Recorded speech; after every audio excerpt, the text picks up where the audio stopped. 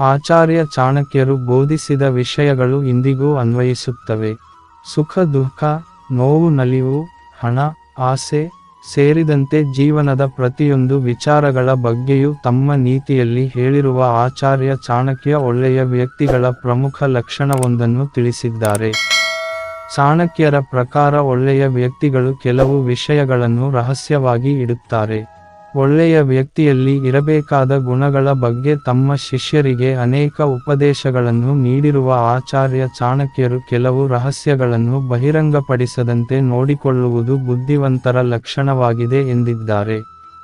ಕೆಲವು ವಿಷಯಗಳನ್ನು ಬಹಿರಂಗಪಡಿಸದೆ ಮುಚ್ಚಿಟ್ಟಾಗ ಮಾತ್ರ ಬುದ್ಧಿವಂತರಾಗುತ್ತಾರೆ. ರಹಸ್ಯವಾಗಿಡಬೇಕಾದ ಆ ವಿಷಯಗಳು ಯಾವುದು ನೋಡೋಣ. ಚಾಣಕ್ಯ ನೀತಿ ಪ್ರಕಾರ ಒಬ್ಬ ಜ್ಞಾನಿಯು ತಾನು ತಯಾರಿಸಿದ ಔಷಧಿಗಳು, ಮಾಡಿದ ಸಹಾಯ, ಮನೆಯಲ್ಲಿನ ನ್ಯೂನತೆಗಳು, ಮಿಲನಕ್ಕೆ ಸಂಬಂಧಿಸಿದ ವಿಷಯ ಮತ್ತು ತಾನು ಕೇಳುವ ಕೆಟ್ಟ ಮಾತುಗಳ ಬಗ್ಗೆ ಯಾರಿಗೂ ಹೇಳುವುದಿಲ್ಲ. ಔಷಧಿಗಳ ರಹಸ್ಯ ಹೇಳಿದರೆ ಔಷಧಿಯ ಪರಿಣಾಮ ಕಡಿಮೆಯಾಗುತ್ತದೆ. ತಾನು ಮಾಡಿದ ದಾನ ಧರ್ಮವನ್ನು ಯಾರಿಗೂ ಹೇಳಬಾರದು. ದಾನ ಮಾಡುತ್ತಾ ಧರ್ಮ ಪಾಲಿಸಿಕೊಂಡು ಹೋಗಬೇಕು. ಪ್ರತಿಯೊಂದು ಕುಟುಂಬದಲ್ಲೂ ಕೊರತೆಗಳಿರುತ್ತವೆ. ಅವುಗಳನ್ನು ಪರಿಹರಿಸಬೇಕೇ ಹೊರತು ಬಹಿರಂಗಪಡಿಸಬಾರದು. ಮನೆಯಲ್ಲಿನ ನ್ಯೂನತೆಗಳನ್ನು ಹೊರಗಡೆ ಹೇಳಿದರೆ ಮೋಸ ಹೋಗುವುದು, ಮೂರ್ಖರಾಗುವುದು ನೀವೇ ಎಂಬುದನ್ನು ಅರಿತುಕೊಳ್ಳಬೇಕು.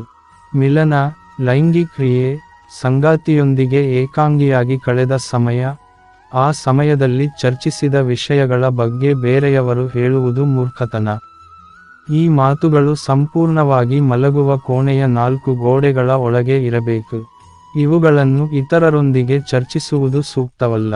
ಯಾರಾದರೂ ನಿಮಗೆ ಸುಳ್ಳು ವಿಷಯಗಳನ್ನು ಹೇಳಿದರೆ, ಕೆಟ್ಟ ವಿಷಯಗಳನ್ನು ಹೇಳಿದರೆ ಅಥವಾ ನೀವು ಕೇಳಲು ಇಷ್ಟಪಡದ ಯಾವುದನ್ನಾದರೂ ಕೇಳಿದರೆ, ಯಾವುದೇ ಸಂದರ್ಭದಲ್ಲೂ ಅದನ್ನು ಯಾರೊಂದಿಗೂ ಹಂಚಿಕೊಳ್ಳಬೇಡಿ.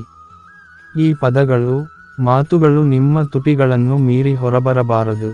ಅಷ್ಟೇ ಅಲ್ಲ, ಮಾತನಾಡುವಾಗ ಹಿತವಾಗಿ ಮಾತನಾಡಬೇಕು ಎಂದಿದ್ದಾರೆ ಆಚಾರ್ಯ ಚಾಣಕ್ಯ.